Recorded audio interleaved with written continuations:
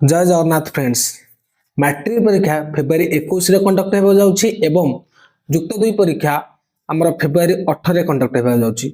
ए जो युक्त दुई परीक्षा को मात्र 20 दिन रहिछि एवं मैट्रिक परीक्षा को 22 दिन खंड रहिछि। तो ए पाखापाखि जो समय रहिछि आमे ए समय मध्यरे केमिति आमे टाइम टेबल फिक्स करिया आम रूटीन टा केमिति फिक्स करिवा जेमिति आमे सबुठारो भल मार्क रखिया एवं हायर टॉप रे रहिबा 500 प्लस मार्क रखिया 540 प्लस मार्क रखिया 90% गेन करिया मार्क सेते प्रति आमे ए भिडियोटी संपूर्ण रूप रहिछि। आपण माने भिडियोटी को देखुन मात्र 2-3 मिनिट भिडियो हबो बेसी बडा हेबनी। 2-3 मिनिट भिडियो रे आपण माने जानि परिबे केमिति आमे कोन कले भल मार्क रखि परिबा। ठीक अछि। तो आज हम देखिबा जदि आमे दशम किबा प्लस 2 परीक्षा दउछे तबे हमको सर्वप्रथमे सोइबाटा ठीक करे पड़ो। आमे केते घंटा सोइबा बेसी नहीं आमे 24 घंटा 6 घंटा सोइबाटा ही गोटे छात्र पे ठीक। 24 घंटा 6 घंटा सोइबा अवशिष्ट समय आमे स्टडी रे फोकस करबा, स्टडी रे ध्यान देबा एवं आउ किछ नहीं पिले मात्र 20-22 दिन कथा 20-22 दिन पर जत्ते बुलिया कथा तम माने बुलिबो। ए 20-22 दिन जस्ट फोकस कर। तम माने भाबुथबो कि हां जो माने भलो मार्क रखुंती से मानकर भलो टैलेंट अच्छे आगरो भगवान तमु सेटा दे ना से माने परिश्रम करूंती। 24 घंटा रो से माने 14-15 घंटा परिश्रम करूँ। तम माने गोटे इंटरव्यू रे से माने देखि परतो से माने केते घंटा परिश्रम करते। तो तम माने भी यदि परिश्रम करिवो ताल तम माने मार्क रखि परिवो।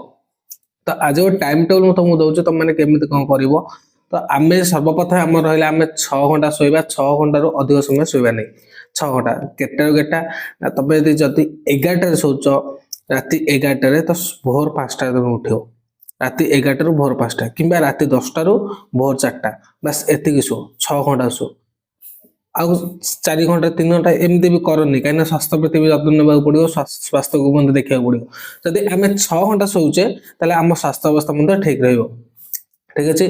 तो आम जदि सकाळ 5टा ରୁ उठुचे तो 5टा ରୁ आम सांगे सांगे उठ मुहटा धोईकरी आम सर्वप्रथम पाठ पढ़ा पड़ो एवं टोटाल जो 18-20 दिन रही आम हाथ में गोटे गोटे फिक्स कर गोटे टाइम टेबल फिक्स कर कि मु ये जो चैप्टरटा रही आपको एतिकी घंटा भितर कि एतिकी दिन भितर चैप्टरटा को क्लीयर करी।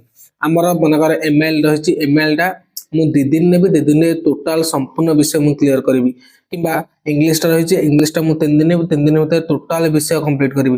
एमती गोटे तुम गोटे टाइम टेबल फिक्स कर। टाइम टेबल फिक्स कले ही तुम पढ़ी पार नचे तुमको मैंने जो मैंने पाठ पढ़ु तो पढ़ु जो पढ़ु से लगे कि ना बहुत समय गली आउ तो मात्र एत दिन रहा मुझे बड़ बही के मुझे सारी मुझे तो आरंभ पढ़ी पारे आउ हेनी सेमती कहले हेनी।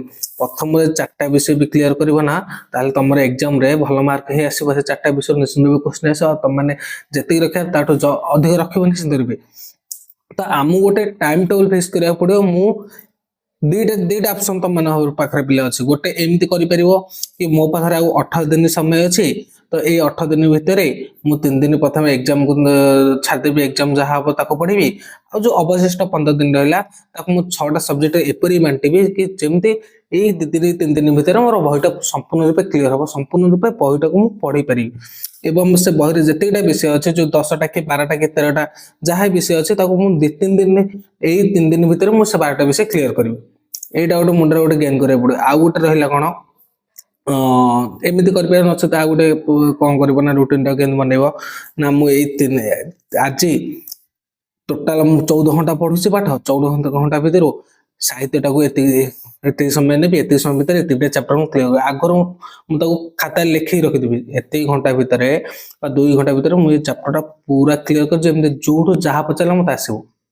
तापर इंग्लिश एत घंटा नेबी एम टाइम टेबल फिक्स करके आज पे टाइम टेबल फिक्स कर कि 10-12 दिन भितर मुझे टोटाल ऊपर क्लीयर करी टोटाल बही क्लीयर कर। तो क्लीयर निश्चित रूपे भी हम पाठ एमती गोटे विषय जो पाठ को भल पाइगल निश्चित रूपे तुम मैंने आगे पढ़ी पार माने तुम गोटे विषय तुम क्लीयर करके देख आगो आउ गोटे विषय पढ़ा तुम निश्चित रूपे इच्छा हो।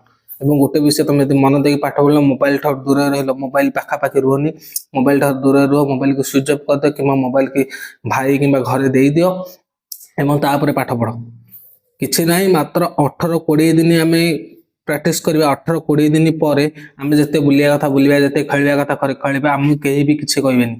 यही 20 दिन 25 दिन आमको परिश्रम करा पड़ो बापा माँ को सम्मान एवं बापा माँ को जो जी परिश्रम से करते आम जी टंका इनवेस्ट करते आम से तार मूल्य रखा पड़ो ये बास करा पड़ो। तो आम सकाल 5टार उठा 5टारू 6टा 1 घंटा पढ़ा 6टार तुम नित्यक्रम कर नित्यकर्म सारिक जस्ट 6टारू 7टा भितर नित्यकर्म सारिक जलखिया खाइब जलखिया जब कोचिंग जावा कोचिंग जाओ नचेत घरे बस 9टा 9:30 10टा जाए पढ़ 10टा जाए पढ़ और से भितर तुमको जमी कह टाइम फिक्स करा था एत टाइम भितर विषयटा क्लीयर करी से प्रथम रुटीन कर एवं 10टा पर 10टा समय तुम कौन जो पुणी खाया जो खाई अध घंटा खाई पुणी पढ़ पुणी 11टारू 1 साढ़े 1 2टा जाए पढ़ 2टार पुणी जोटे खाइब खाई 10-15 मिनट जब रेस्ट नवा था नब दीपर कदापि शोब ना दीपर कदापि शोब ना जदि भी निद लगुच मोबाइल अलार्म देकी